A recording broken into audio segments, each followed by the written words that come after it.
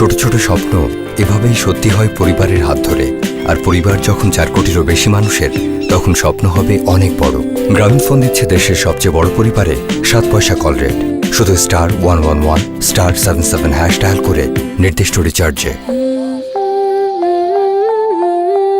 চলো বহুদূর গ্রামীণফোন।